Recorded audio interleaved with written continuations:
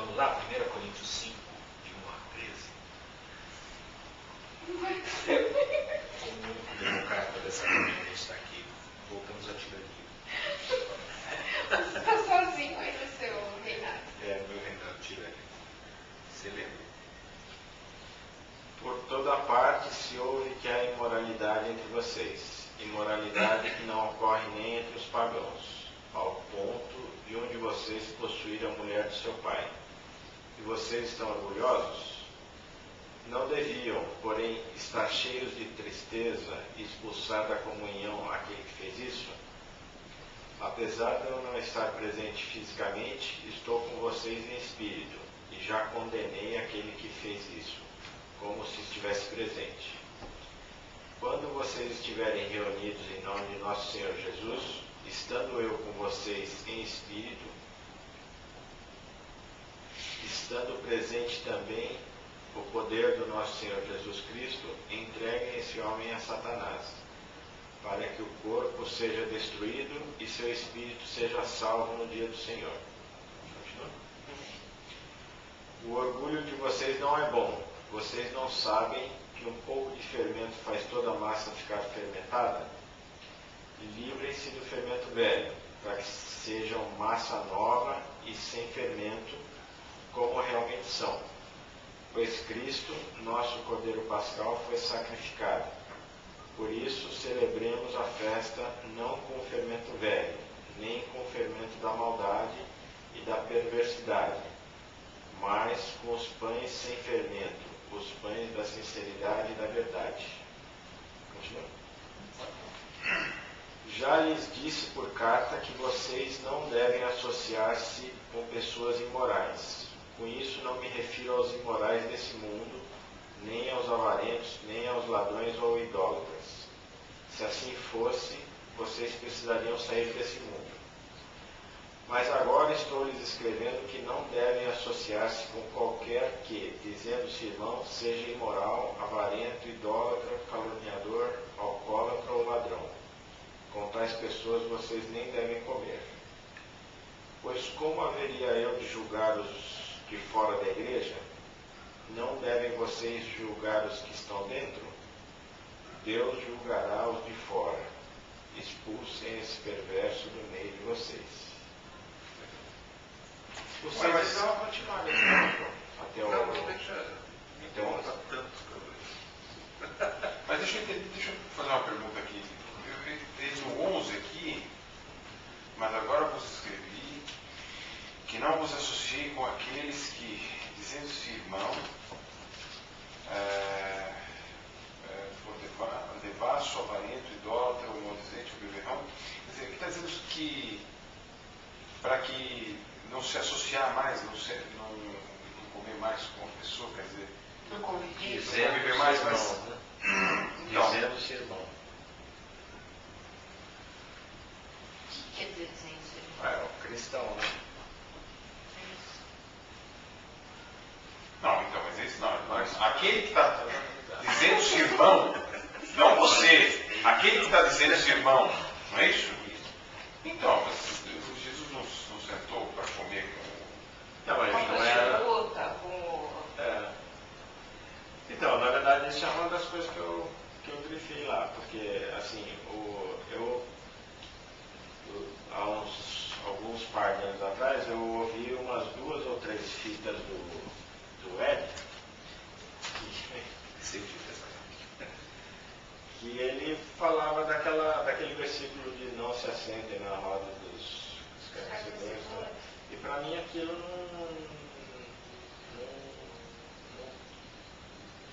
não podia ser verdade aquilo, que pela interpretação dele, você não devia, o cara mau caráter, você não chega perto, né? Mas aí aqui ele está falando que não deve fazer isso, não deve ficar perto dos cristãos que se dizem cristãos, mas que são ladrões, alcoólatras e tal, né? Mas os de fora não dá para fugir deles, né? Quer dizer,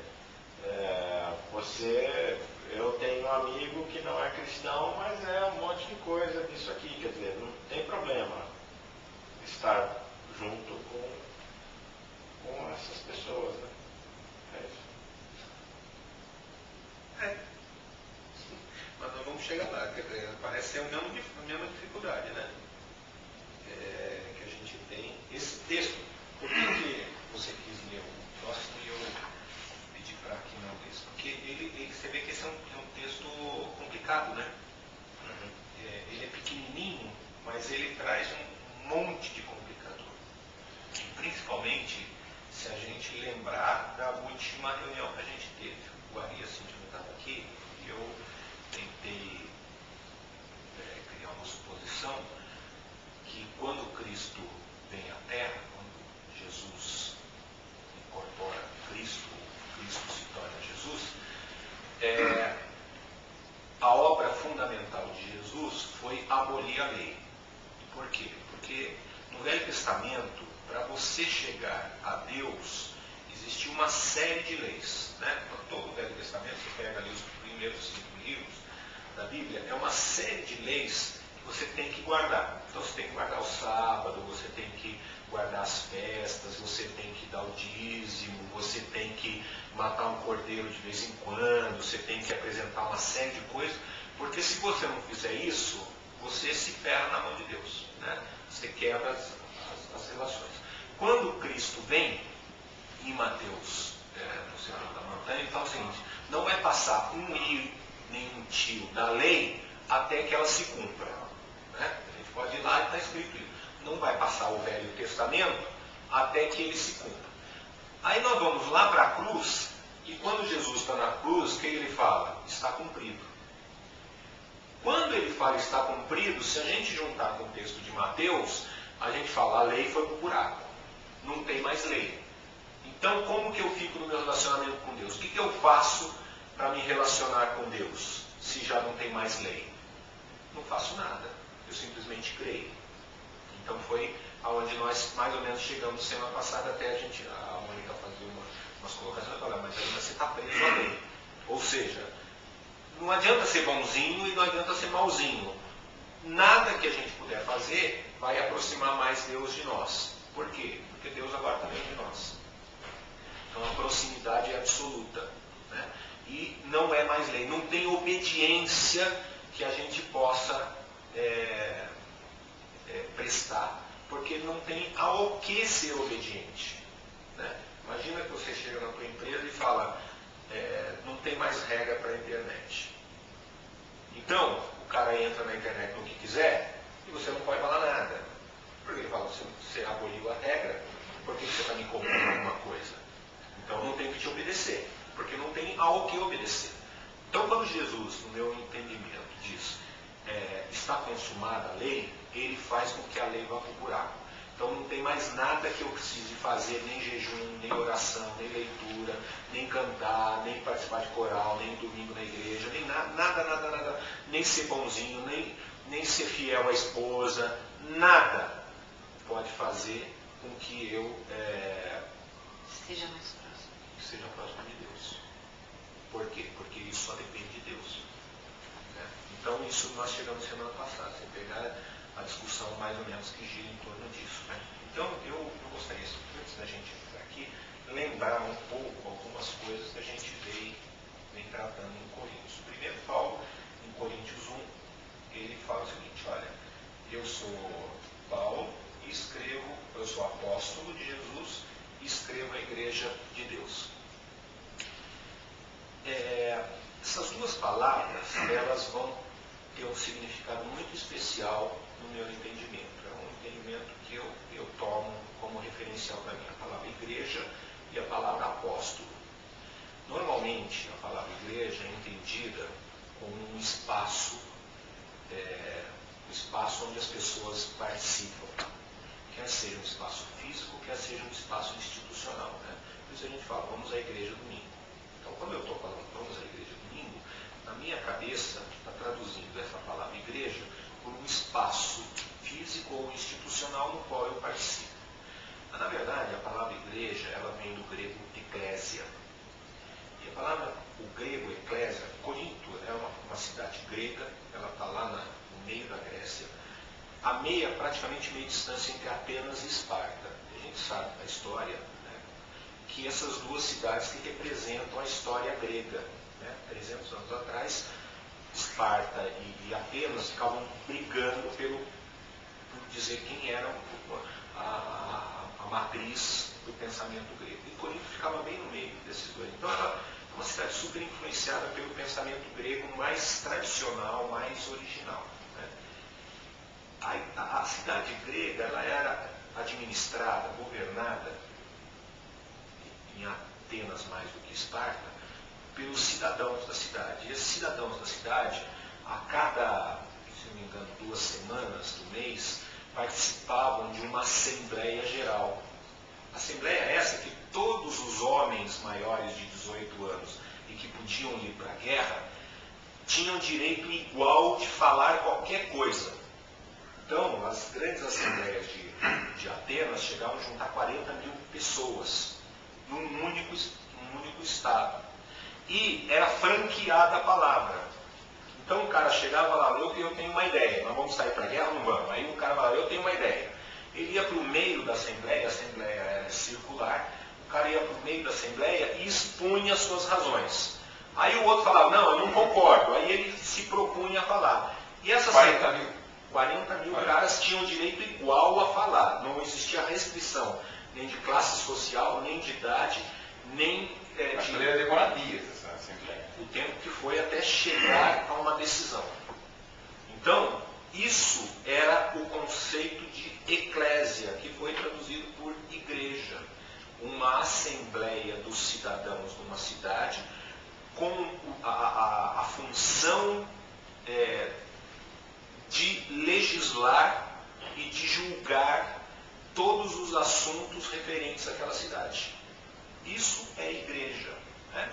Que é muito diferente do que a gente entende hoje. Mas imagina, Paulo está escrevendo uma carta para um Corinto, para os coríntios, e falando, vocês são igreja.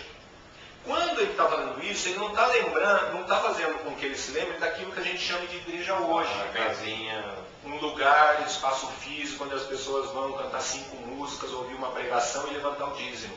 Não, na cabeça dos caras, está lembrando um ambiente onde até 40 mil pessoas se reúnem para discutir sobre as leis e sobre a justiça, onde todos têm igual direito de participação e de palavra. É outro mundo. Né? Então, Paulo, quando escreve a igreja de Corinto, ele está fazendo lembrar os caras alguma coisa, que é muito diferente que aconteceu depois da romanização da igreja, ou depois que a igreja virou, né, instituição de Roma. Essa podia dar umas ideias dessa poesia, né, cara? O quê? Democratizar aquele espaço lá e todo mundo. Por isso que eu não gosto de espaços grandes. 40 mil é muita gente para falar, né? Eu prefiro tiranizar poucas pessoas. Outra palavra que, e aí eu estava falando para o Du, né, que você estava passando o papo para ele, existem algumas palavras que são, no texto bíblico, que são transliteradas. O que é uma palavra transliterada? Eu pego do jeito que foi escrito no original e, em vez de traduzir, ou seja, achar uma palavra na outra língua que queira dizer aquilo, eu uso a mesma palavra como se fosse em português. É o meu esquema do Lúcifer, né? O Lúcifer é uma tradução. Mas que depois será do latim para o no português. O caso da palavra apóstolo é porque todo mundo, quando pensa apóstolo, perguntar aqui o que vocês acham, o que é um apóstolo, você vai falar um super-homem que recebeu uma revelação especial de Deus, né? E que é mais que pastor. Que ele é o grandão, ele fala, ele pode escrever, os textos dele estão na Bíblia, é um cara especial. É o Papa Evangélico. É o Papa Evangélico. Depois do bispo. Acima do bispo. Acima do bispo. Acima do bispo. O cara é poderoso. Não é assim que a gente pensa? O apóstolo é um cara especial. Tanto que algumas das igrejas tradicionais não aceitam a figura do apóstolo. Por quê? Porque apóstolos são os caras que andaram com Jesus e Paulo. Porque é um cara muito especial. Na verdade, a palavra apóstolo, se não fosse transliterada, ela significaria enviado. Né? assim, o Ari está fazendo negócio, o Dudu está fazendo negócio, ele fala, pô, eu preciso, Hamilton, precisa ver um terreno, mas está sem tempo, ele pega o cara e fala, olha, eu te envio lá para você ver o terreno para mim, tirar umas fotos e me trazer de volta o negócio. Eu te aposto para que você tire umas fotos e me traga informações. É isso, é um cara que é enviado para fazer alguma coisa. Se eu traduzir a palavra apóstolo por enviado, ela Cabe para qualquer um da igreja. e perde o significado especial de um cara especial. Hierarquia. Mas naquele outro texto lá que ele fala, uns são mestres, outros apóstolos e tal, por que ele falaria, uns são mestres, outros são enviados? Na verdade, aquele texto é o texto de Efésios, e ele está falando o seguinte, que Jesus, quando desceu, não vamos entrar de novo nesse texto, mas ele está falando que Jesus capacitou a igreja com habilidade de envio. A igreja, como pessoas... Missão, por exemplo, no sentido de missão? Na verdade, Jesus, qual foi o último grande mandamento de Jesus? Ide pregar o evangelho a toda criatura. Para quem que ele falou isso? Para a igreja. Esse ide é um apostolado.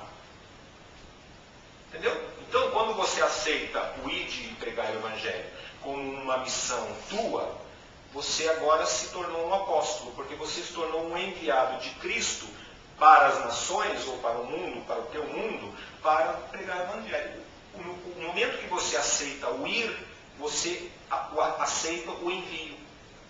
Então, aquele texto de Efésios também pode ser lido nesse sentido, que Jesus envia-nos num ir para pregar o evangelho. Então, isso é genérico. Ao mesmo tempo que nos envia a todos para ensinar um ao outro. Certo?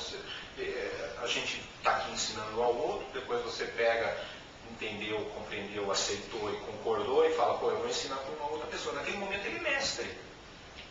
Se o cara chega chorando, lamentando, a Esther fala, não, senta aqui, vamos discutir, vamos orar junto e tal. Nesse momento ela está pastoreando a igreja. Você pode tirar isso da necessidade de linkar, ou de estabelecer, linkar é uma transliteração. Você pode abandonar esse link de o apóstolo é um nome específico para dizer o apostolado, o envio é genérico para a igreja.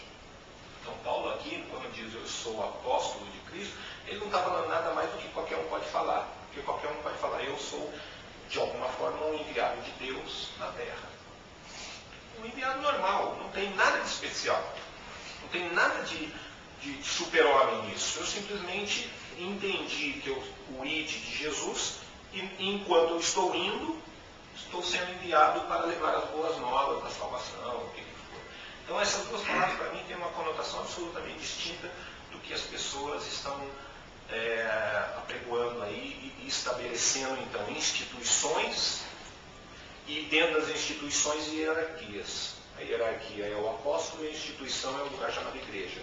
Igrejas são pessoas e todas essas pessoas são enviadas. Então você mata a distinção e faz com que o sacerdócio seja universal de fato, radicalmente. Aí você radicaliza a brincadeira. Então eu só estou fazendo essa mudança porque para mim vai ser importante para entender o capítulo 5.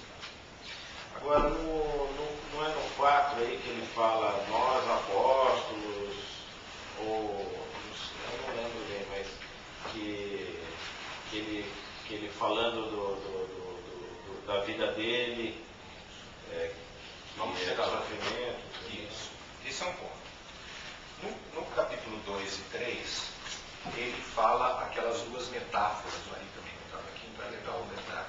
Isso aí fala de duas metáforas. Uma metáfora da semeadura e outra metáfora da construção. Não é? A gente até lembrou isso semana passada também. Então ele fala, olha, a semente, quem dá o crescimento é Deus. Portanto, ninguém pode fazer nada para ajudar uma semente a cumprir o papel dela de semente. O máximo que eu posso fazer é cavar a terra e jogar a semente lá dentro. A partir dali, eu simplesmente fico na expectativa. Isso é uma ação divina. É a graça de Deus.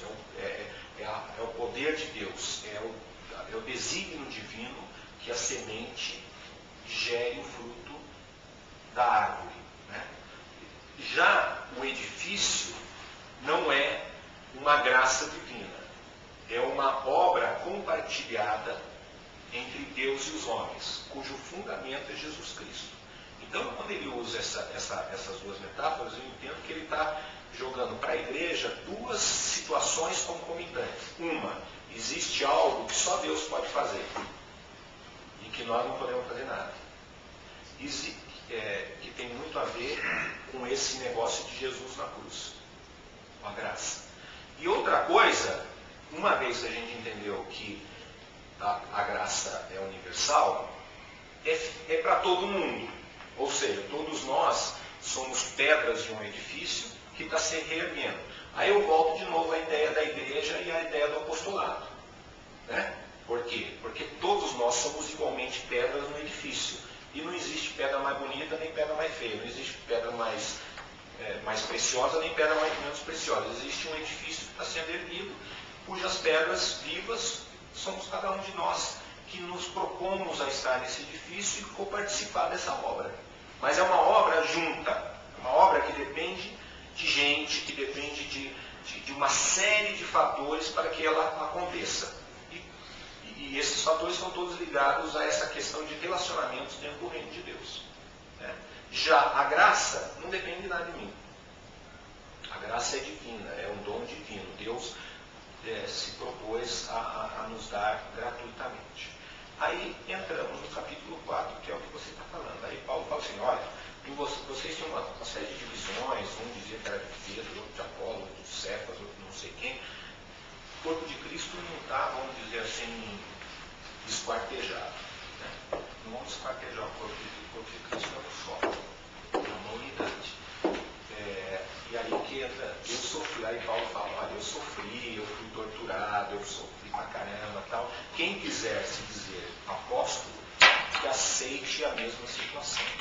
Ou seja, dentro desse esquema de apóstolo como enviado, Paulo está dizendo, se você é de fato um enviado, no sentido da palavra, você vai receber, você vai sofrer o dano daquilo que você está dizendo, que você, da fé que você diz aceitar. Vamos colocar isso de novo no contexto do Novo Testamento.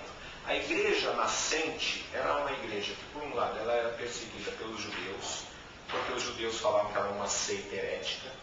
Ela era uma seita perseguida dentro da própria igreja, porque tinha gente dentro da igreja que não aceitava o que Paulo estava pregando e perseguia Paulo também. E de alguma forma ele era perseguido pelas pessoas que não eram nem judeus e nem da igreja. Eram perseguidos por alguns romanos e pessoas das cidades onde ele estava. Então ele estava falando o seguinte, eu sou enviado. Por que eu sou enviado? Porque eu saí da minha casa, do meu bem-estar, e estou andando pelo mundo pregando esse evangelho. Eu entendi de tal forma esse envio que eu saí para pregar. Vocês estão aí vendo televisão, andando de carrão, avião e helicóptero, e estão querendo se achar também os chefes da igreja. Pois bem, então saiam da sua posição e deixem-se ser enviados às pessoas e sofram o que eu estou sofrendo dentro de uma contingência histórica minha, dentro do meu momento histórico, e aí vocês podem dizer, eu sou apóstolo. É nesse sentido que eu estou interpretando. Ele ainda assim não está dando ao termo apóstolo o sentido que nós estamos dando do chefe da igreja. Ele está falando, eu simplesmente saí de casa. E quando eu saí de casa, eu recebi tortura, eu fui perseguido, eu quase morri, porque eu entendi que o evangelho tem que ser pregado. Agora vocês ficam no bem bom e querem mandar na igreja. Bom, não é assim, na igreja não se manda. Você tem que se deixar levar por um movimento.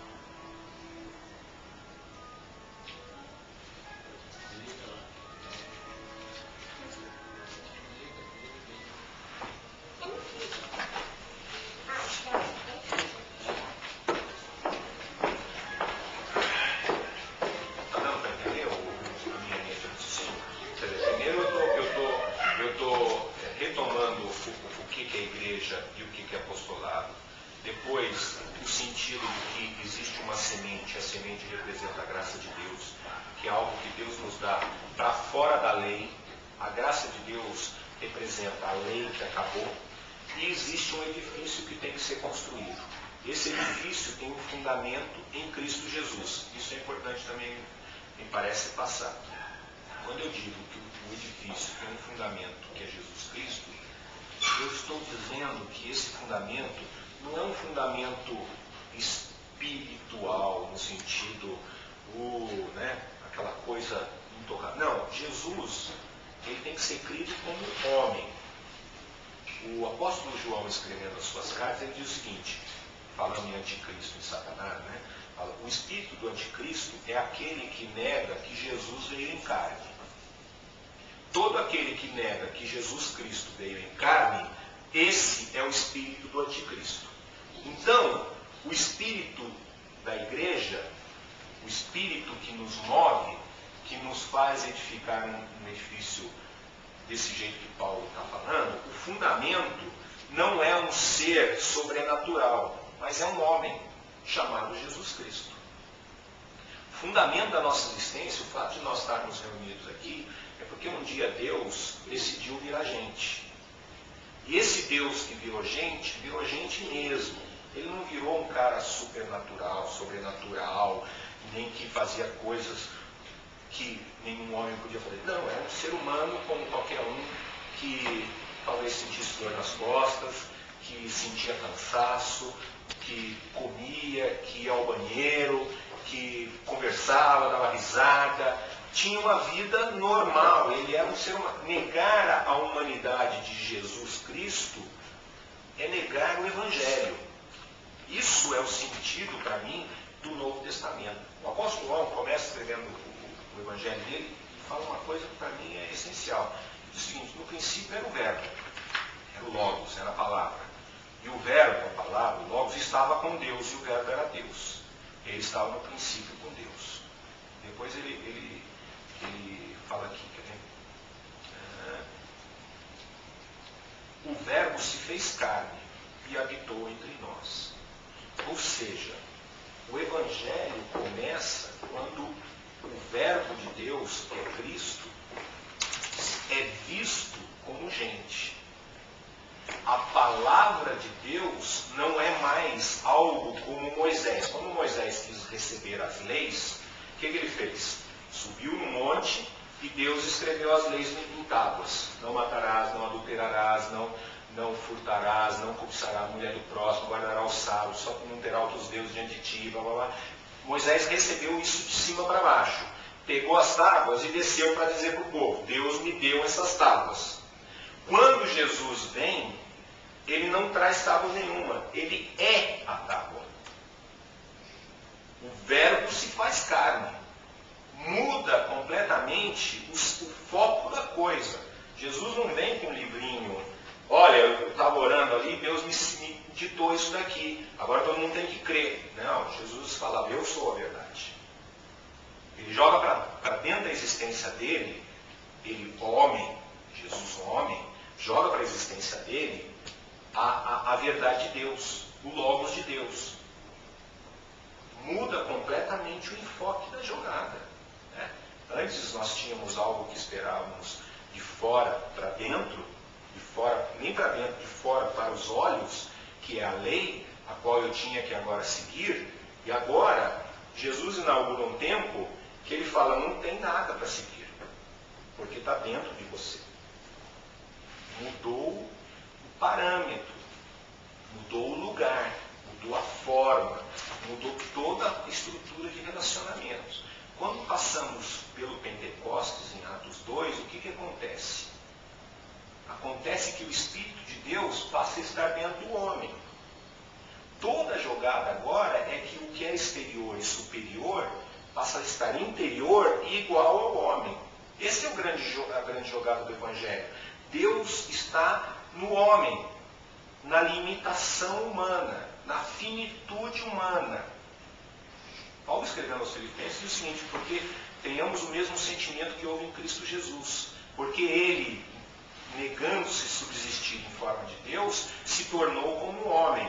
e, sendo homem, se tornou servo, e como servo morreu na cruz. Olha o esvaziamento do infinito se tornando não somente infinito, mas pequeno. É isso que é o convite do Evangelho. Entender que agora eu não tenho uma regra exterior para seguir, não tenho uma norma. Eu tenho a minha fé, a graça. Eu tenho diante de mim um edifício que chama igreja. E aí eu começo a remeter para o sentimento do que é ser igreja. Não igreja como instituição, mas igreja como assembleia. Assembleia onde pessoas do reino se reúnem para debater como essas pessoas vão viver no mundo. E esse debate é livre. Não existe regras impostas. Eu me lembro ali, há 2, 3 anos atrás, eu falava, eu tenho um problema. Ninguém falou, olha, se você continuar com esse problema, você vai para o inferno, porque a palavra de Deus aqui diz o seguinte. Não, vamos discutir. E vamos discutir. Até que o Ari falou, puxa, entendi. Mas ele teve o direito de expor todas as razões dele e a gente contrapor. Ele, não falei que ele ia para o inferno com as razões dele. Simplesmente, olha, tá bom, vamos ver se tem um jeito melhor. Você concorda? Tá bom? Concordo. Então vamos achar um jeito. Por quê? Porque nós estávamos em assembleia. Nós não estávamos tiranamente, que nem eu estou fazendo aqui faz um tempão, fazendo vocês engolirem regras. Mas estamos discutindo. Essa é a grande saída, a grande mudança de foco. Né? Quando Jesus cumpre a lei, ele mata a lei, faz com que a coisa seja por graça, que é a semente de Deus, mas tem um edifício para ser construído. E é nesse sentido que eu gostaria que a gente relesse o texto de Coríntios agora. Não mais um texto que fala de uma moralidade escrita por Deus e que eu tenho que seguir, mas como Paulo se colocando no meio da assembleia, da igreja, e pondo a posição dele. E dizendo o que ele pensa a respeito de uma ação de um cara. Porque não tem a lei. E esse texto, a primeira coisa que a gente tem que notar é que ele não faz nenhuma referência a nenhuma lei. Ele não fala assim, está escrito. Não faça isso. Porque se tivesse a lei, ele simplesmente falava, vocês não sabem que está escrito, não adulterarás? E esse cara está adulterando. Portanto, ele tem que ser lançado no inferno. Ele não fala isso. Ele fala, existe imoralidade. Imoralidade maior do que lá fora. E eu não concordo com essa imoralidade. Eu não sei quanto vocês, mas vocês deviam se juntar a mim e falar, nós não concordamos com isso.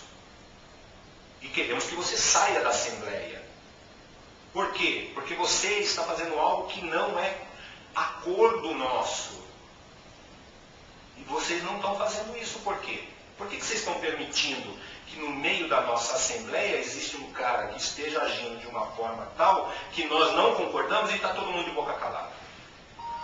Ele não está pedindo, não está chamando Deus na jogada. Ele está falando ele, primeira pessoa do singular.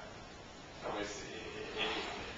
quando você coloca essa, que nós todos concordamos, então é como uma lei. Aí vira uma lei. Não uma lei, uma regra de comum acordo. Uma regra de convivência. De convivência. Mas não é mais, olha, o cara é diferente. Moisés fala o seguinte, se alguém for pego em adultério, você pega esse cara, leva para frente da cidade e apedreja até a morte. Porque ele descumpriu a lei. A lei é clara. Não adulterarás. O cara adulterou, mata com pedra na frente da igreja. Então, na frente da cidade. Não tinha que discutir. É uma questão de ver a atitude do sujeito e o que a lei falava sobre a atitude. Paulo está falando outra coisa. Gente, a minha posição referente a este cara é que nós não devemos aceitar isso. E eu espero que vocês também concordem comigo e a gente então tome uma atitude em relação a esse cara. Mas eu não estou dizendo que isso é algo divino. Também não é aquela questão de se falar, quando falava dessa lei que era não matar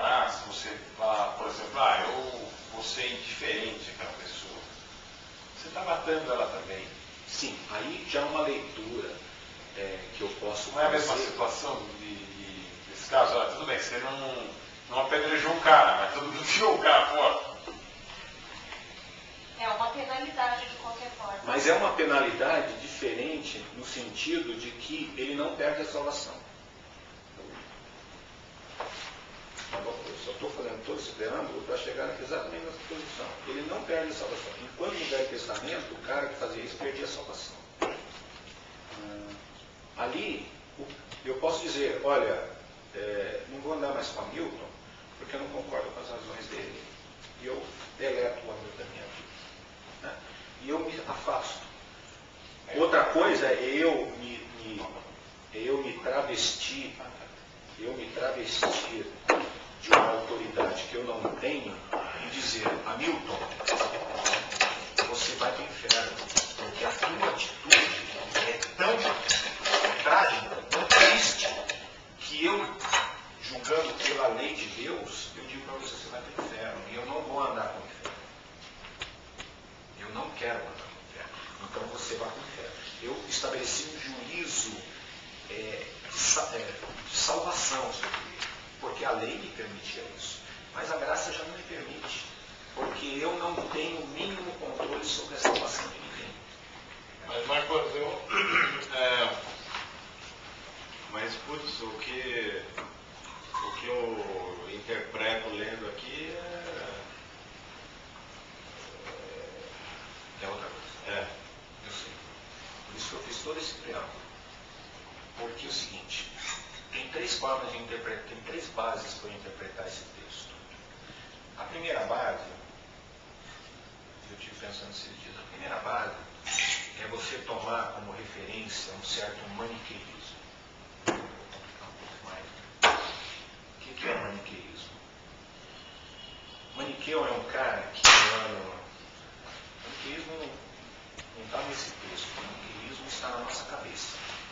O maniqueu é um cara que surgiu por volta do ano 300 depois de Cristo, e que diz o seguinte, o mundo espiritual ele é formado por dois grandes deuses, o Deus bom e o Deus ruim. Eles vivem brigando um contra o outro. Certo? Então esse daqui é bonzinho e esse é ruimzinho, ficam brigando. E nós aqui, como seres humanos, coitadinho de nós, no meio da briga. De vez em quando ganha um bonzinho, a gente se dá bem, né? A gente fecha uns negócios a mais, fica com saúde, a dor das costas para de doer. De vez em quando a gente dá uma pisada na bola, é a história do elevador, né? Que aquele cara falou do elevador. De vez em quando a gente dá uma pisada na bola, aí vem o Deus ruim e abre uma brecha na nossa vida e ele acessa e tem a tal da batalha espiritual. A batalha espiritual é toda maniqueísta, baseada em dois poderes, deuses e Lúcifer, Satanás. E nós, usando uma palavra de Karl Marx, nós estamos alienados desse processo. Nós estamos fora desse processo. Nós somos vítimas infelizes da briga dos caras. Que é aquela leitura que você levantou. Não se assente na roda dos escarnecedores. Então o que acontece? Eu sou do lado bom, o escarnecedor, o ruim, é do lado mal, e eu então não me envolvo com o lado mal porque eu sou bom. Porque eu me aliei ao bonzinho, portanto eu sou inimigo do malzinho, porque os dois estão em briga. E eu faço parte do exército que vai ganhar. Essa é uma leitura que eu posso ter aqui, e aí você vai entender, né? Até a nossa discussão final tem que ser essa. Como que eu entendo esse negócio de estar perto de um e não estar perto do outro? A segunda leitura é uma leitura onde eu poderia dizer o seguinte, não tem lado mal, tudo é lado bom, tudo é Deus, e Deus usa o mal como quer, e tudo está subordinado a Ele. O mal ainda é meio que externo, mas ao mesmo tempo interno, e existe uma lei, e quando eu transgrido essa lei, a lei cai para cima de mim. Ou seja, se eu não pago imposto, a Receita Federal me mata. Ela vem e me prende. Então, não existe o Satanás. Existe uma lei que diz o seguinte: se você for bonzinho, tudo vai acontecer bonzinho com você. Mas se você transgredir a lei, a Receita Federal vem em você. Está na lei já. Já faz parte do próprio processo legal que se você não fizer alguma coisa, você vai sofrer um malefício dessa lei. Então não tem guerra, tudo está interior, mas a lei de Deus já determina essa encrenca para o teu lado. Mas aí tem lei. Tem lei, é isso que eu estou falando. E os dois casos iniciais têm lei. O primeiro, o maniqueísmo, tem a lei, porque se você for bonzinho, você está do lado bonzinho, se você descumprir a lei, você cai do lado malzinho, mas esses dois estão brigando. O segundo, não existe briga, existe somente um, que é o bonzinho. E o bonzinho fala o seguinte: se você descumprir a lei, você naturalmente você vai sofrer o dano da lei, para o seu benefício, porque você vai tomar uma palmada, né? Isso vai dar criancinha, não põe a mão na tomada, é a lei.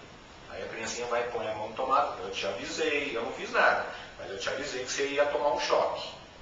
A lei já disse do choque, certo? Mas eu sou sempre bonzinho, porque eu quero o bem do meu filho. A terceira, que eu entendo, é uma situação de graça, não existe lei. E aí como que eu entendo esse negócio? Para eu entender o que Paulo está escrevendo aqui, eu tenho que falar: não tem nada a ver com Deus isso daqui que está acontecendo. No sentido de salvação da minha vida. Tem a ver com o sentido de Deus enquanto relacionamento. Eu saio do âmbito da semente e corro para o âmbito do edifício.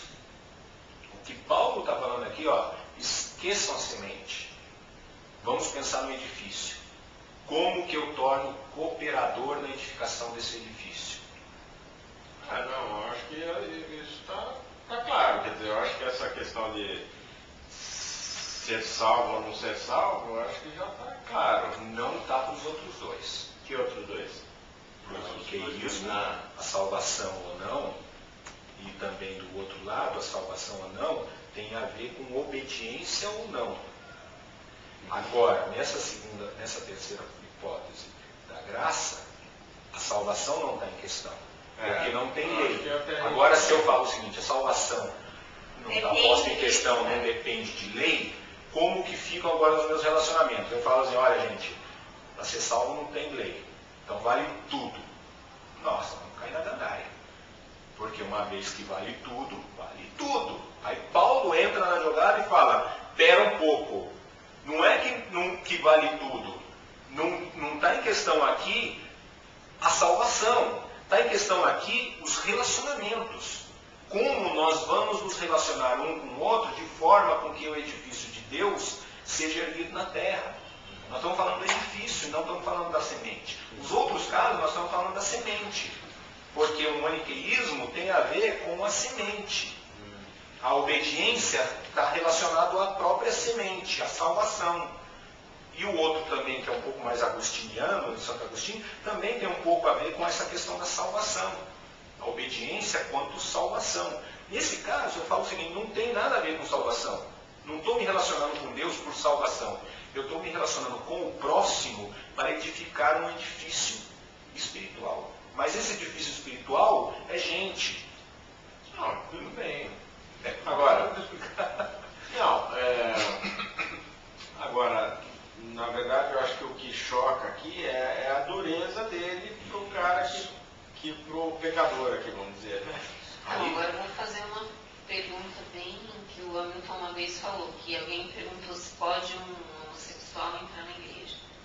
Existem pecados que são visíveis e todo mundo vê, mas todo mundo aqui nessa sala tem pecado. Então, eu não vou andar com a pessoa porque ele é X, ele fez Y, uma coisa que é chocante, então eu não vou andar com ele, mas será que eu sou tão boazinha que eu não posso? Não, mas é o que ele está falando. Acho que uma boa colocação para isso, eu acho que eu estou pegando o que você está querendo explicar, talvez os gays, por exemplo, usando a mesma colocação, os gays eles vão andar com os gays, porque aquilo é um pecado, vamos colocar assim, ali está dizendo, não anda com o cara que bebe, não anda com o... Tá, tudo bem, então você vai procurar as pessoas como se você... da sua tribo. Não, aí você está... Não, mas então, peraí, deixa eu ir mais fundo para tentar ver se eu enxergo mais claro isso. Tipo, você não deve andar com essas pessoas que fazem esses tipos de pecados. Tá certo? Mas... Você tem melhor do que isso. Então, mas eu estou falando, mas você também comete. Então, quer dizer, aquele cara lá vai falar vai a mesma coisa. Tipo, olha, eu também não vou andar com você porque você é um cara que comete um tipo de pecado X. Então, aí você está sendo, como é que fala? Racista. não. Eu estou falando que isso acontece naturalmente. Entendeu? Por exemplo, você não pode conceber, por exemplo, eu não posso conceber que o cara vai roubar. Então, roubar, cara, é uma coisa que, tipo, eu não consigo estar com um cara aqui que o cara é ladrão. Eu não consigo sentar com um cara desse. Mas eu sentar com um cara que, sei lá, é mentiroso, eu sento com um cara que é mentiroso.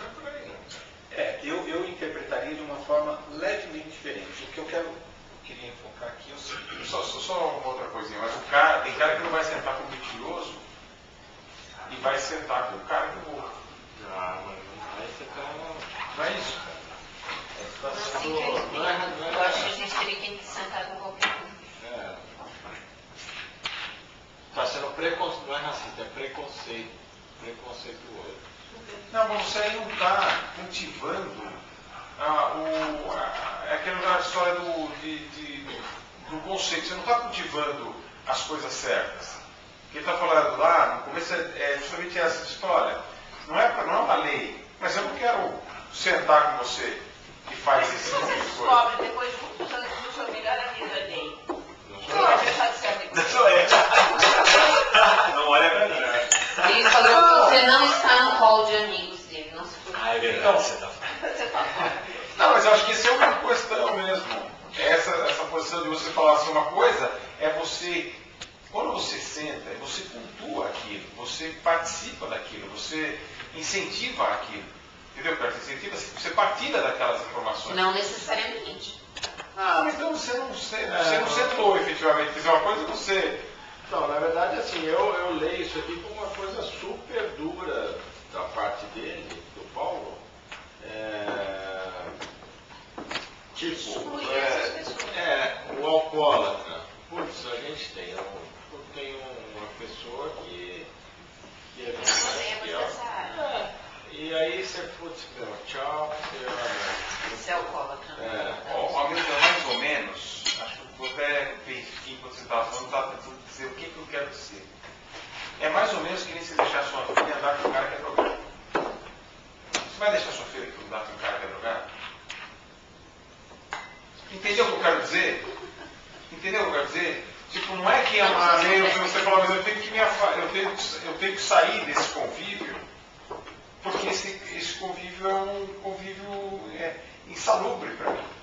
Talvez o sentar signifique compartilhar da mesma visão. Você senta aqui, você faz uma coisa boa, você está daqui a pouco você está contagiando as outras pessoas a fazer aquela coisa boa. Se você faz uma coisa ruim, você é alcoólatra, por exemplo. E daqui a pouco eu estou tomando um skin com você, porque você está tomando direto. Daqui a pouco você está tomando uma garrafa. Entendeu o que eu quero dizer? Então você tem que sentar, o que ele talvez esteja querendo dizer, assim, não é uma lei. Mas você não deve fazer, e você não deve estar com isso, porque você está o quê? Contagiando tudo bem, o mal. isso é uma coisa, mas ele está sendo super radical aqui, meu. Ele está falando, entreguem esse homem a Satanás. Isso, nós vamos chegar nesse texto. Tudo bem, mas fora esse do Satanás aí... Não, mas aí sim, essa questão do Satanás, não é aquilo que ele falou, que fora julga Deus. Não, Dentro, nós vamos chegar no Satanás, né, cara? Só para a gente evoluir então, é o seguinte, nós mais ou menos que concordamos, ou não, que uma igreja é um lugar onde pessoas têm direitos iguais de expor as suas razões. E que no Novo Testamento não existe uma lei imposta de cima para baixo. Porque a lei que existia, que tinha sido imposta por Deus de cima para baixo, ela foi para o buraco. Né? Se a gente quiser, tem todo o livro de Gálatas, que nós podemos fazer uma grande defesa dessa tese. A lei foi para o buraco e tem razões claras para isso. Okay? Agora então, se a lei não vem de fora, dentro da onde? Vem de dentro da eclésia, da igreja. E é exatamente isso que Paulo está convidando-nos a fazer. Ou seja, gente, nós não temos a receita de bolo, mas cada um tem um pouco da presença de Deus dentro de si e podemos, por meio de um debate livre e espontâneo, chegar às conclusões sobre a forma com que nós temos que exercer a nossa liberdade. Ok? Então, esse pequeno ensaio é isso mesmo. Ari expôs, você expôs, e a gente vai ter que expor até que cheguemos a um consenso. O nosso grupo funciona dessa forma. E por quê? Porque o nosso grupo tem essa identidade. Mas ninguém aqui está pondo em questão a salvação. Amigo, você não concorda comigo? Então, olha, posso te chamar de irmão?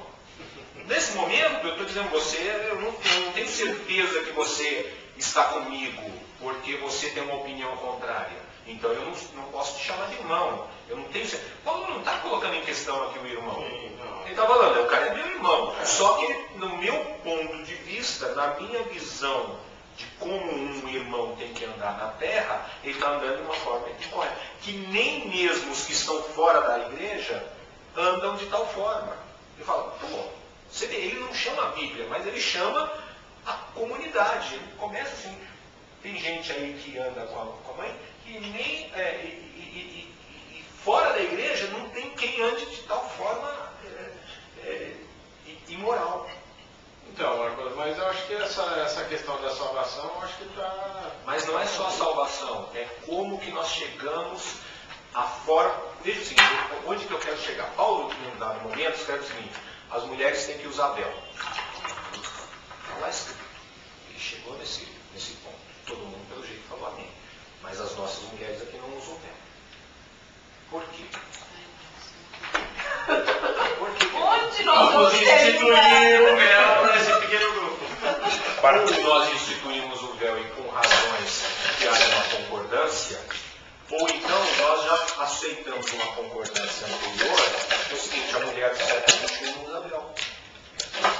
Bom, se eu tenho que ler a lei, se for lei, se a Bíblia é uma lei, as três mulheres que estão aqui estão em pecado e nós três também estamos em pecado, porque nós estamos coniventes com essas mulheres essas mulheres desviadas. Agora, como elas estão assim, ninguém está questionando a salvação delas, significa que uma lei moral foi alterada. Foi alterada por quê? Porque houve uma discussão, um consenso em algum momento da história, nós aceitamos isso por aceitar. Então, você está dizendo o seguinte... Essa regra que está sendo mudada, e nós estamos achando... Só para nós é muito fácil dizer o seguinte, qualquer ato sexual é um ato de tal imoralidade que essa pessoa não vai para o céu. Principalmente pegando esse texto. Mas a lei diz o seguinte, se você pecar num dos capítulos da lei, você peca em todos. Ou seja, se a mulher não usa véu, é como se eu tivesse adulterado. Se eu aceito que a minha esposa não use véu, é como se eu adultere todos os dias. Porque a desobediência do véu para a lei é igual à desobediência do adultério. Não tem a mínima diferença, portanto eu pequei. Agora, se eu aceito que ela não use véu, significa que a lei mudou. Por que ela mudou? Então, o que eu quero dizer é o seguinte, o que você está falando é que na época dele, essas coisas que ele cita eram o fim da picada. Era tipo o que, assim, vamos dizer, no dia de hoje? Exatamente o que está escrito aqui. Não, na época dele é igual, está aqui. Um cara dormir com a mãe do marido, com a esposa do marido. O cara galinhar. Os velhos estão pegando umas moças enxutas. Que não é velho pegando a moça enxuta. Não, é isso que eu falei. Não é a mãe. É a mulher do marido, do pai. A mulher do pai. Então é o filho, é o garotão que está traçando a veinha. Não, a veinha não. A mulher do pai não está traçando a própria mãe. Não importa, mas é o pai do pai. Está traçando a mulher do pai. Você faz assim, ó, que eu já sei, lá na hora. Fica fazendo Corta essa veinha. Essa foi difícil, O mas exemplo sexual continua mais ou menos válido hoje. Você pega, por exemplo, o alcoólatra. É o que eu estava falando, tem uma pessoa na igreja que a gente convive e tem problema de alcoolismo. Mas o Hamilton concorda de ser cultural? Isso é cultural. Não, isso que eu estou querendo dizer. O alcoólatra pra gente é um negócio que a gente tolera, porque a gente acha que é um vício que o cara pode ter pego, então tá mais dentro do nosso convívio. Agora, se você vai para um país onde o cara tem direito a ter 40 esposas, Feliz dele. Não, mas alcoólatra é uma doença, um vício, não é uma questão social. Não, mas é de tolerância social, acho que ele está falando, né? A questão toda é o seguinte. você fala alcoólatra, você fala, pô, justamente, você mesmo que você está tendo uma visão paternalista, de, pô, esse cara, coitado, que teve uma doença, que está para o Nesse caso Não. ele luta com isso. Ele luta agora, mas no momento que ele começou com o alcoolismo, ele pecou. Então ele se embriagou, mas ele pecou. Então o que eu quero dizer para você, é a mesma relação. Não tem diferença entre um pecadinho e um pecadão, né? Mas isso eu já falei antes de vocês começarem. Não, então, Marcos, voltando, vai, deixa Não, eu... então, ele está dizendo a mesma coisa, que não tem diferença nessa história, e eu estou falando que isso tudo é uma questão cultural. Gente, uma coisa aqui, ali, só para se alguém me ajude, ele não fala em pecado em momento algum.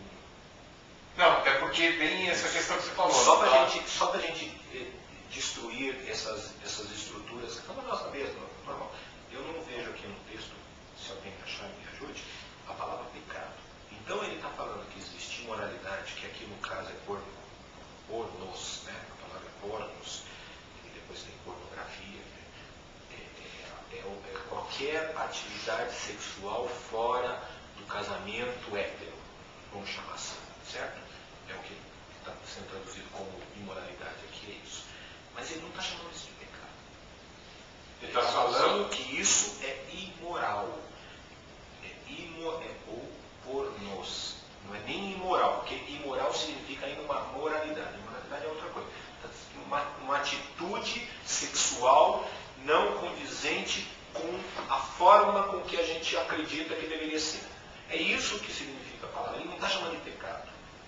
Portanto, o tratamento não começa com o pensamento sobre o pecado. Começa com um pensamento onde nós temos que discutir se essa forma de conduta é aceita entre o grupo. Mudou. Agora, vamos pensar isso como referência ao seguinte: todo edifício tem uma pedra fundamental, que é Jesus Cristo.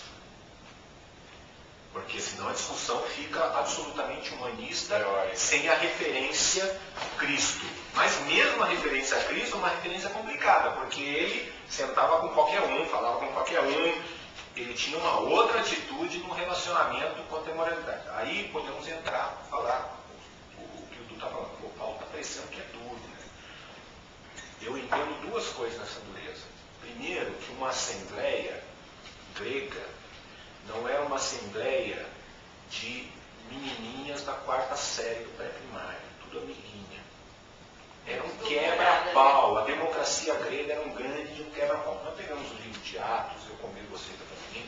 Pega as assembleias que eram feitas lá, vocês vão ver que existia um quebra-pau desgraçado entre os irmãos. Quem eram os irmãozinhos? Paulo, Pedro, João, Tiago, todos aqueles menininhos bonzinhos que andaram com Jesus durante 3 anos e meio, quando se reuniam numa assembleia, quebravam o pau. A assembleia não é para ser bonzinho, a assembleia é para dizer o que pensa. É isso que, às vezes, nós entramos num cristianismo onde todo mundo tem que alisar o outro. Talvez Paulo está dizendo aqui, não tem que alisar.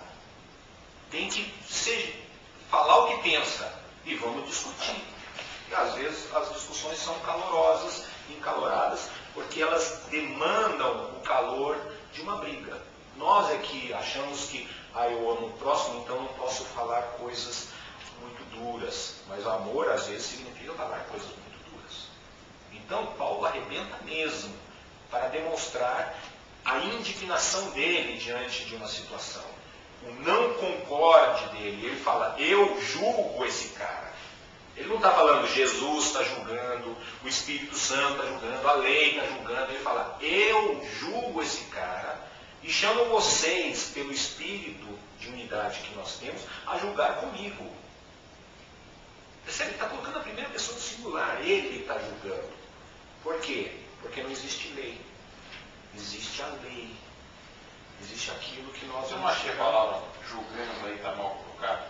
A palavra julgar aqui não significa condenar, mas significa, isso eu fui no dicionáriozinho, significa expressar uma opinião veemente sobre o assunto. Também, entre várias outras coisas, é expressar uma opinião veemente sobre um assunto, trazendo um ponto de vista pessoal. Entendeu? Eu julgo que nós não deveríamos mais filmar aqui. Não significa que eu estou dando uma ordem, eu estou dizendo que se a gente continuar a filmar, vamos para o inferno. Estou dizendo, a minha opinião é que está atrapalhando isso. E vamos discutir. Mas então, não sei, não está muito claro que a gente não deve julgar? Ele vai falar isso mais pra frente aqui. Agora você me pegou. Está lá em Mateus, não julgueis para que não sejais julgados. Né? Então Paulo não foi salvo de Mas aí eu preferia pensar o seguinte, Jesus quando fala isso, ele ainda está no regime da lei. Julgar se salvo ou não. Isso. Ele está falando sobre salvação. Porque não vamos esquecer, no Velho Testamento você tinha uma lei, isso está em Mateus, Sermão da Montanha, e ele está falando sobre a lei, não passará a lei até que se cumpra. Aí logo em seguida ele fala, não julgueis para que não sejais julgados.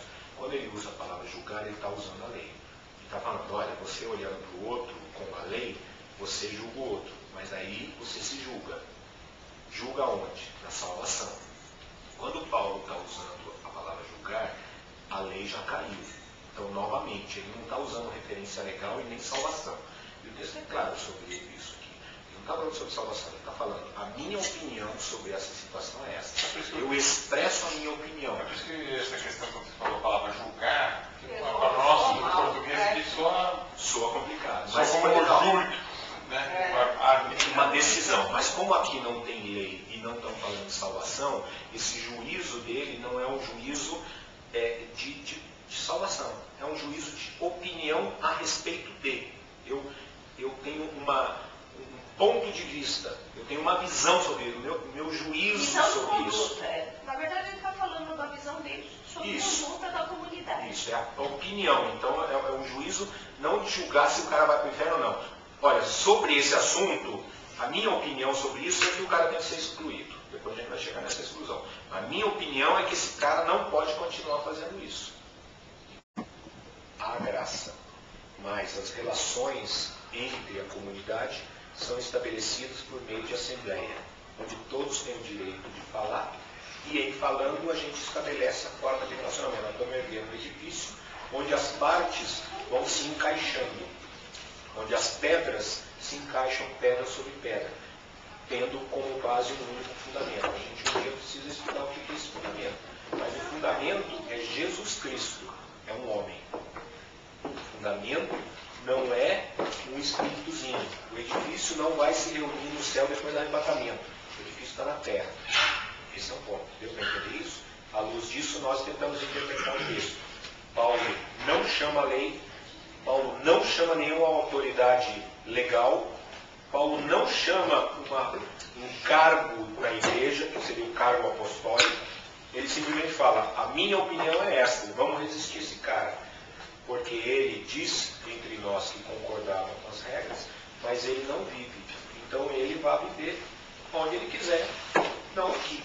Agora, quanto aos demais que não concordam com a regra, convivam com eles tranquilos, porque esse cara, você não pode julgá-lo por algo que ele não tocou com a gente, não aceitou.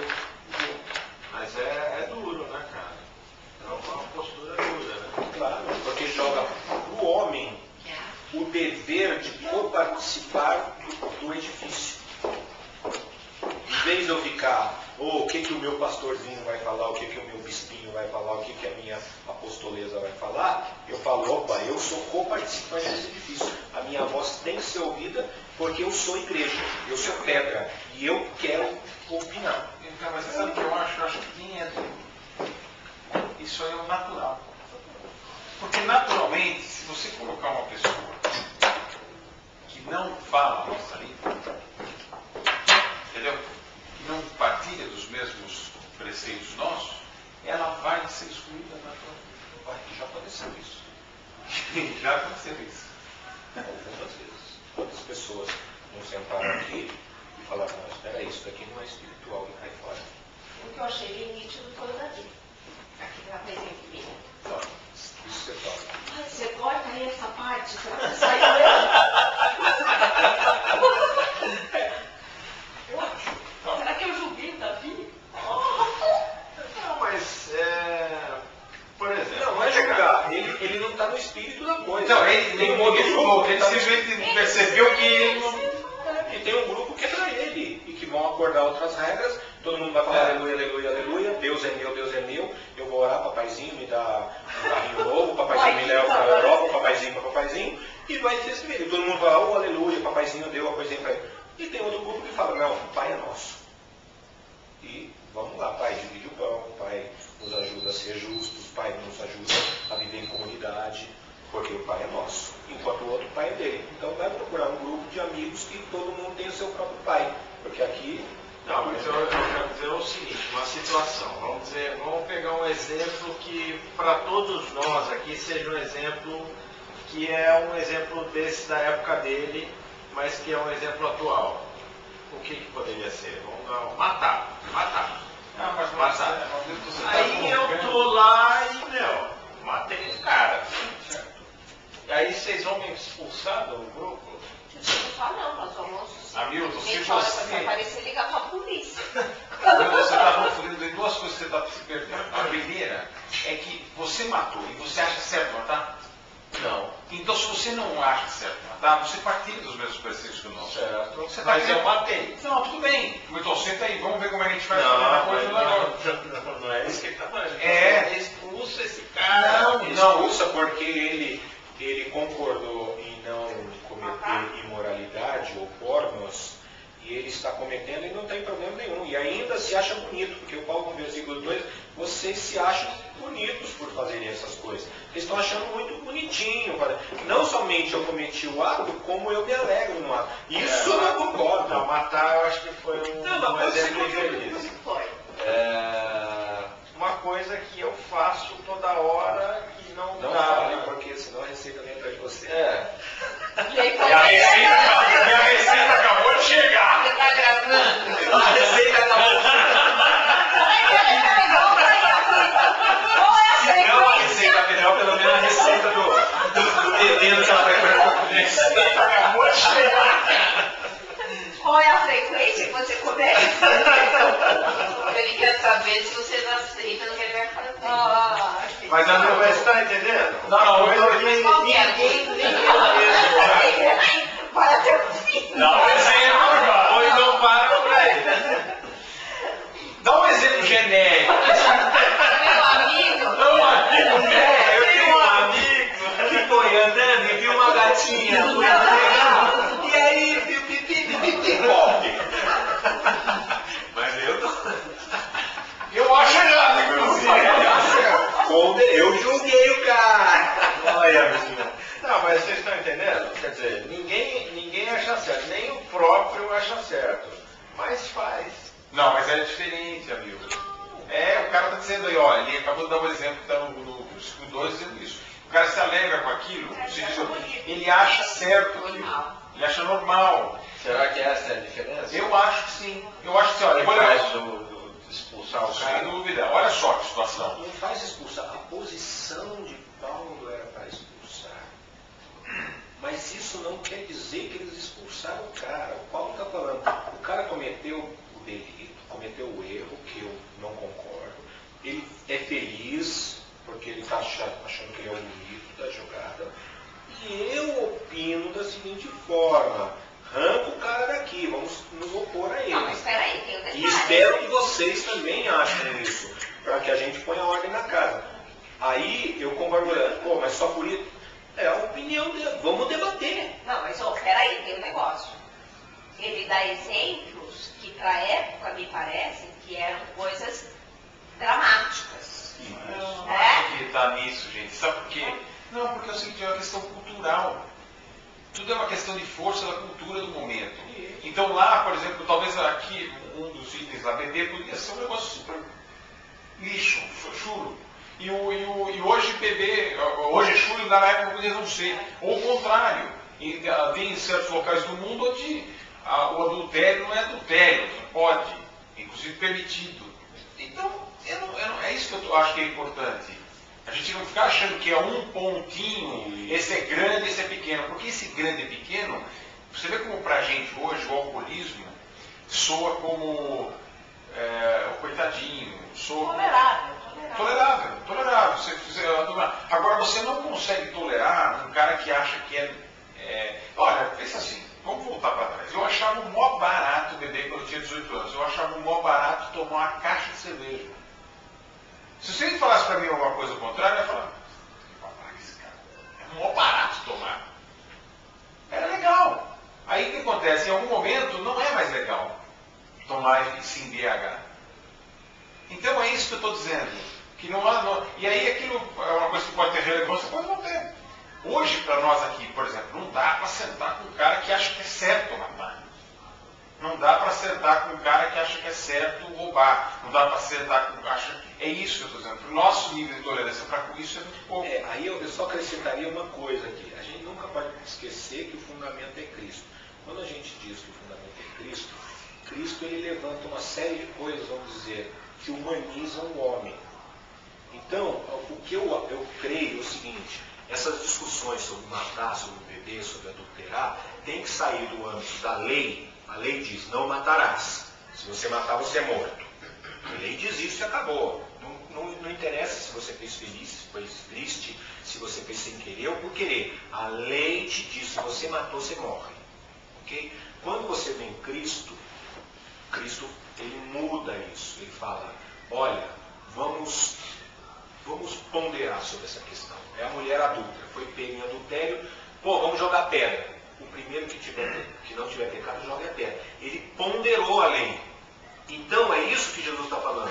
Não é que nós temos o direito de fazer qualquer coisa, ou que seja simplesmente fruto de uma justiça local ou de uma cultura local. Não, nós temos que repensar as nossas relações à medida de Cristo. Mas Jesus Cristo é um cara que, ao mesmo tempo que ele se negou a conversar com os fariseus, que eram os grandes líderes espirituais da época, acolheu pessoas. Mas não acolheu simplesmente, faz o que você quiser, está liberado geral. Não, vai e não peques mais. Ele tinha uma relação também moral, mas uma moral que não se baseava mais no salvo ou perdido. Uma moral que tinha a ver com dignidade humana, com ser enquanto digno de produzir uma coisa superior, não superior, mas algo que valorizasse a nossa estado aqui presente. Marcos, sem prejuízo do que você está falando, tem um outro lado também, né? Tem um lado de que você...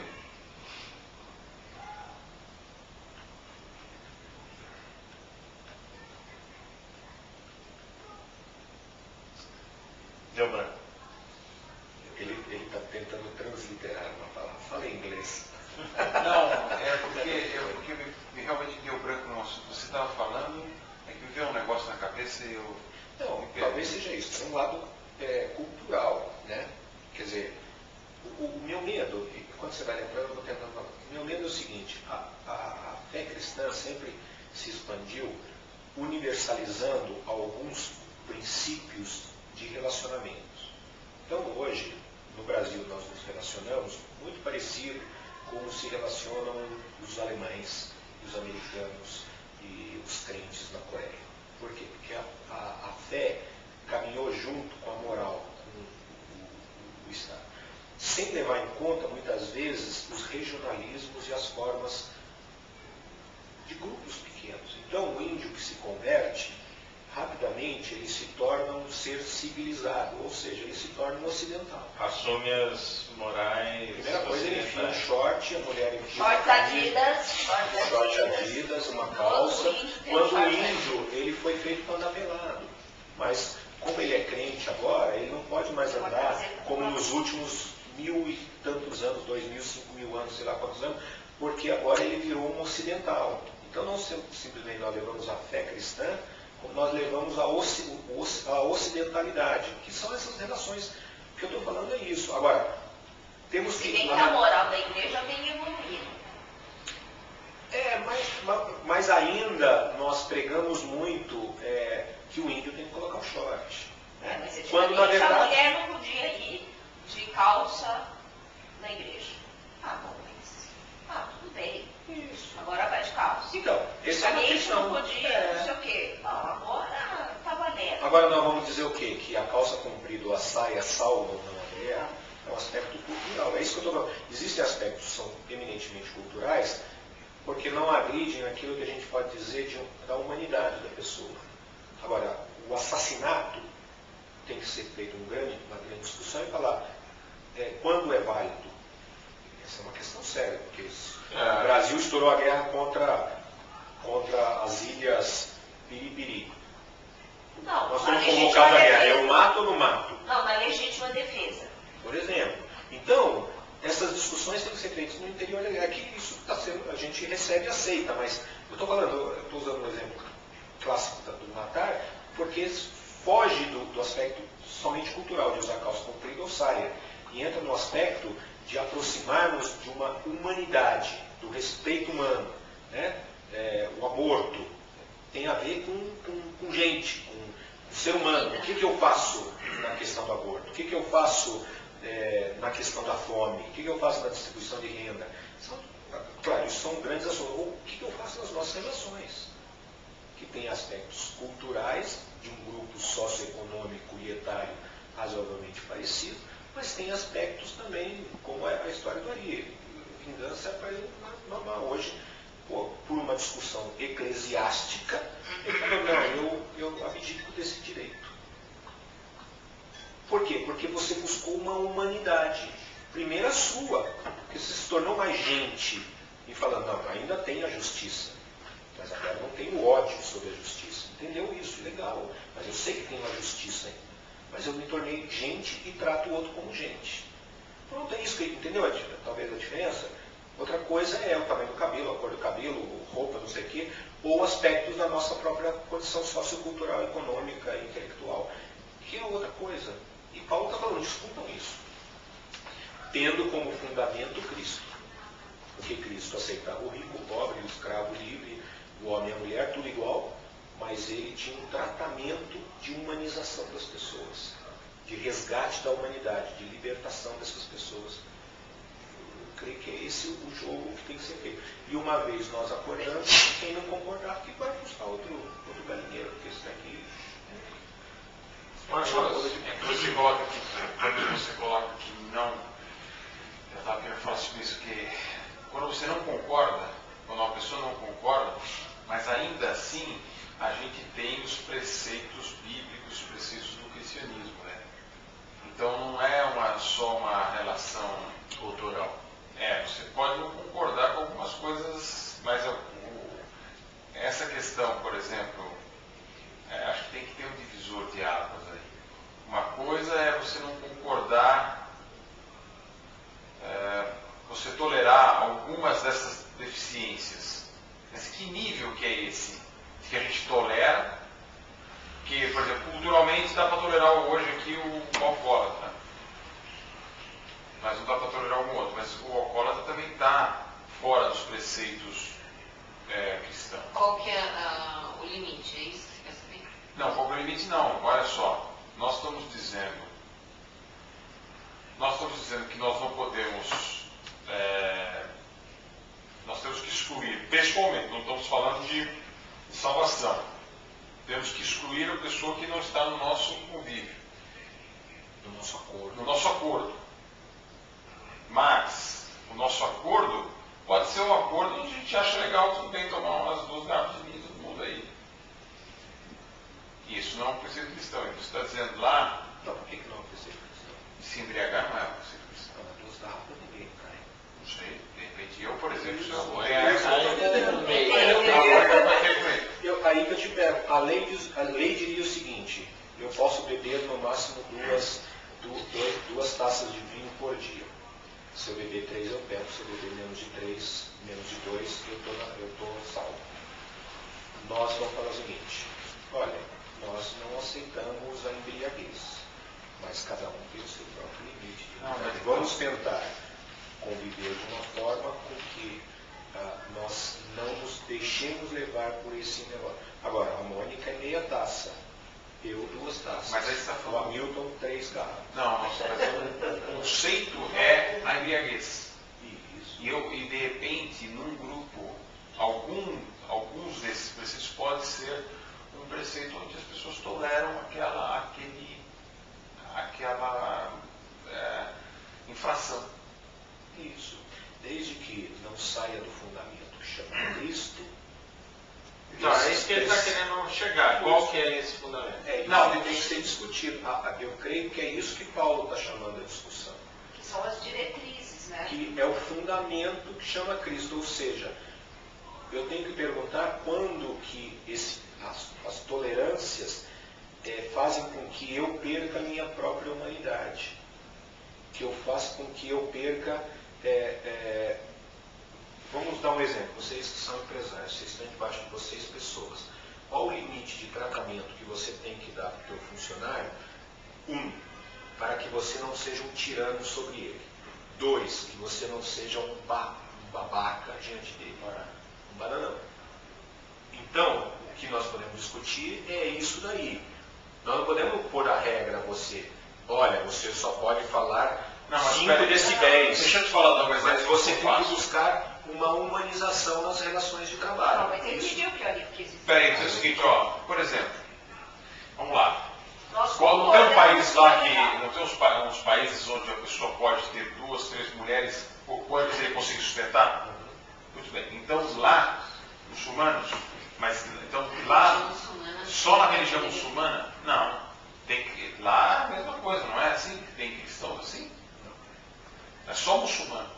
Aí chega onde você está falando. Então, Não, mas tudo bem, mas aí estamos falando de outro. Ele Não, vamos supor, eu Muçulmano está não é. falando o seguinte. Se você é um cristão, vai morar lá na Arábia, você vai ter 3 tem mulheres? direito a ter 3 mulheres? É isso que você Não. está falando? então eu tô falando, eu vou lá, chego lá e tem eu achei que talvez fosse eu não sabia que não era Você cristão. está falando de adultério e poligamia. Não sei. Não, eu tô falando. Não, porque é um assunto que é muito grave para a nossa sociedade ainda, que é a questão do sexo, né?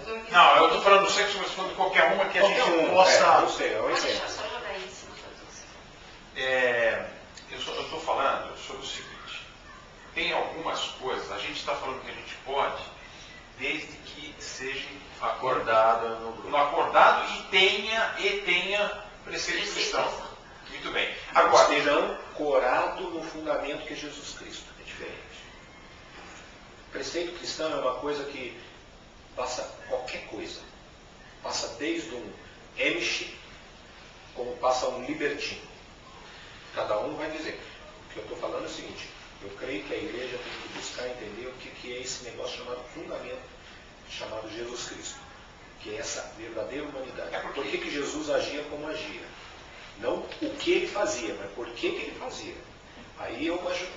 tá, mas é porque é o seguinte: primeiro, saindo um pouco dessa situação, professor, o que eu entendi desse texto? Eu entendi esse texto que nós não estamos falando dessa história toda, não estamos falando sobre preceito espiritualizando, não estamos falando sobre salvação, não estamos falando sobre Deus, estamos falando simplesmente que as pessoas têm que acordarem aquilo que é quais são as suas regras de convivência na sua sociedade, né? E é o que você chamou de na igreja, dentro dessa assembleia, né?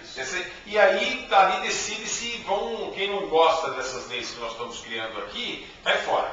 Agora, pergunta, essas leis que nós estamos criando aqui, elas podem estar fora dos conceitos cristãos? O que é conceito cristão? Não se embriagar, Por que é um conceito cristão? porque está na Bíblia. Aí você foi para a lei. Você tem que responder a pergunta: por que Jesus não se embriagava? Porque ele perde o controle. Por exemplo, podemos começar a discutir por aí, porque ele perde o controle, porque ele não se permite uma ação racional. Aí eu vou buscar uma atitude que é complicada mesmo, buscar o fundamento do não beber. Porque se eu disser não bebam, eu falo, mas por quê? Pode nem tomar Não pode nada. Tem Uma gente que latinha fala, de não cerveja. beber é pecado. Diz Mas mesmo. beber um gole ou beber uma garrafa dá na mesma. Sim, né? dá mesmo. Mas Ou o cheirar. pecado é se embriagar, não? E aí um amigo meu falava uma piada o seguinte: sabe por que crente não bebe? porque ele come a bebida. Ou seja, quando você pega a pinga, põe, mistura no estrogonofe e come feliz. Mas ele não pode pegar e pôr a mesma quantidade de pinga e tum, né? Porque está oculto ali e ele não sabe. É esse jogo. Quando você entra na lei, você tem que dizer todos os parâmetros da lei e qual é o juízo dessa lei. Quer dizer, o que você vai sofrer com a lei. Agora, quando você entra numa argumentação diferente, diz assim, tá bom, eu não bebo. Por que eu não bebo? Porque eu creio que isso, não estou preparado para essa discussão agora, mas eu creio que isso vai trazer a verdadeira humanidade que vamos simplificar assim. A gente discute, é verdade. Então nosso grupo chegou à conclusão que a verdadeira humanidade de Cristo exclui o álcool. Aí todo mundo concorda naturalmente por uma discussão que chegou ao fundamento que chama Jesus Cristo, um homem na terra que levava a divindade e que por essa razão não bebeu. Vamos chutar que seja verdade isso. Não bebeu. E nós falamos, e não bebeu por conta disso. Legal, nós entendemos isso. E concordamos com isso. Então não beberemos. Mas você quer ver um exemplo Então, mas aí em cima você do tá que o falando- Arthur falou? É onde que na Bíblia está escrito, não se drogue. Não, porque não existia essa questão Isso, lá. Mas isso não significa que a gente pode abrir Não, essa porque- regra de convivência? Não, porque aí estamos falando o seguinte, para menos a minha entendimento, é o seguinte, não perca o controle. Não, É isso mas que uma Deus tá querendo. baseadinha não tem problema. Então, o não perca o controle não é não beberás. E eu vou te perguntar, quanto que eu posso beber até perder o controle? Concordo, a lei está errada, não é de não beber, não beba. Não, a lei está certa, quando ela existia, mas ela não existe mais. Tudo bem, mas é porque aí estamos interpretando a lei, dizendo, olha, o que nós estamos querendo dizer? Não perca o controle. A lei transportada para a ordem não perca o controle, porque existe uma série de outras formas para você perder o controle, que não só a bebida. Mas não é disso que eu estou dizendo. Estou dizendo o seguinte, olha, nós estamos numa regra de conversa, de repente a gente chega aqui, esse conceito para nós, de que nós não podemos beber, ele veio também do que a gente... Do texto. A gente formou isso aí, já está incutido na nossa cultura agora de que não é para beber. Da mesma forma que era super normal quando eu tinha 18 anos beber. Para mim aquilo era certo, era gostoso, inclusive para mim era assim, Deus quer que a gente esteja sempre alegre, então temos que beber. Era assim. E aí tinha um monte de gente que pensava assim. E aí a situação assim, a gente faz uma comunidade lá, era a minha comunidade, e todo mundo pensava assim, e tudo bem. E quem não bebe, está fora. Era a mesma relação. E a história não era nem o ato de beber, era a intenção, o final era ficar alegre.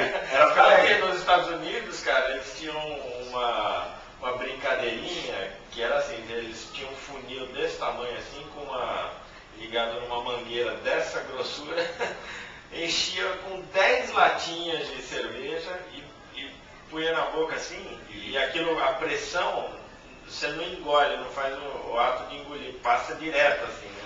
Aí, entra de uma vez. Quer dizer, não é o ato de beber que é gostoso, Se embriagar. bêbado. Então, aí que eu coloco o seguinte, nós chegamos lá numa regra de convivência e aquilo era legal, era o bacana, mas isso não é um conceito bíblico. Entendi. Você está falando o seguinte, qual é a agenda básica, ou os grandes pontos já foram colocados para a Bíblia.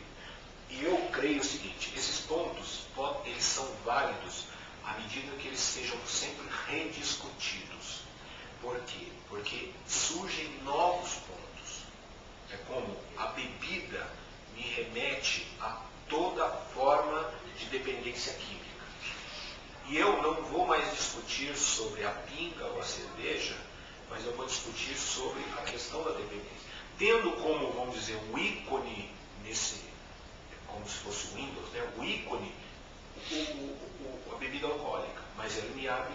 Eu posso adotar como referência alguns temas que são levantados para mim. Mas existem muitos temas em função da evolução da nossa sociedade, da forma mais complexa como nós nos tratamos hoje, os relacionamentos, que não estão contemplados na Bíblia. Eu posso fazer isso por extrapolação, ou posso fazer por uma nova visão. Falar, olha, esse assunto não existia na Bíblia, não dá para extrapolar, mas ele é real. O que eu faço? Aí eu trago à Assembleia para que ela discuta o assunto. Mesmo que eu não ache versículos que me deem essa possibilidade. Mas eu crio esse ambiente de discussão, por exemplo, na internet. Tudo bem, então, mas existe se essa todo mundo possibilidade. chegar à conclusão de que é legal. E está tudo bem. Que não fira o fundamento, porque o fundamento continua. O fundamento é Cristo e uma humanidade em Cristo. Ou seja, eu trazer uma libertação do homem, eu trazer uma emancipação do homem, eu trazer uma possibilidade de convívio real e positivo, não só para esse grupo, mas que extrapole o grupo. Aí eu tenho que levar todas as considerações que significariam essa verdadeira humanidade em Cristo, esse Jesus Cristo. É isso que eu estou baseando, entendeu? Que os temas podem inicialmente serem esses. Mas, por exemplo, tem um tema aqui que diz o seguinte: mulheres não falem na igreja. Se você tem uma dúvida, guarde a dúvida, quando chegar em casa você pergunta para o seu marido. Aí eu ligo a televisão, está a dona Valnice Milhomes pregando, dizendo ser apóstola. O que eu falo? Ligo para ela e falo, sua herege, pecadora, está fora da vontade de Deus? Ou eu digo, nós temos que rediscutir essa situação? Ou a pastora lá da Renascer. Ou a Sônia Hernandes falando. O texto, se eu for pegar o texto na literalidade, essas duas mulheres vão para o inferno. Eu tenho que entregar Satanás, essas duas mulheres. Mas se eu reinterpretar isso à luz de uma verdadeira humanidade, onde elas estão se emancipando como mulheres, estão ocupando um papel social digno e que estão, não sei se o que elas falam é digno, mas que aquilo que elas estão fazendo em tese é digno e está levando Cristo a outras pessoas, eu falo, deixa quieto. Porque o que vale é a verdadeira humanidade de Cristo e não o texto legal. Percebe? O texto diz para a mulher calar a boca, mas uma verdadeira emancipação vinda por meio dessa humanidade de Cristo me permite ouvi-la e receber delas tudo de bom que tem. Pouquíssima coisa, por sinal. Né? E tudo bem. Entende o que eu quero dizer? O texto diz uma coisa, mas eu interpreto à luz de Cristo. E eu falo, o texto eu preciso rever o texto. Eu tenho que ter coragem de dizer, eu vou rever o texto. É duro falar isso, mas é o que a gente está fazendo na prática, porque essas mulheres estão sem véu aqui. Ou eu, de novo, me acho um pecador e me entrego eu mesmo a Satanás, ou eu falo, louvado seja Deus, porque Ele libertou essas mulheres dessa tirania masculina. Entende? Então eu estou usando contra-exemplos. Agora, pode ter exemplos de uso de células-tronco. Não tem células-tronco. Não existe. O uso de engenharia genética. Eu posso procurar como for. Não existe essa possibilidade. Mas se eu olhar para Cristo, pode ser que eu enxergue uma possibilidade de, aí volto a Paulo, estabelecer um juízo sobre a situação, expor as minhas razões diante da sociedade, baseado nessa verdadeira humanidade, ou seja, nesse dever cristão de emancipação do próximo. Até um outro detalhe, porque a embriaguez, nesse caso, se dopar, nem sempre é condenado. O cara está com uma doença terminal, por exemplo, que ele precisa tomar uma droga, precisa sair de si. E fazer o quê?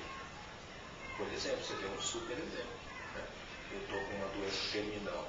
A única coisa que vai parar é morfina. Por favor, enfia morfina. Todas as suas ações na bolsa foram por causa.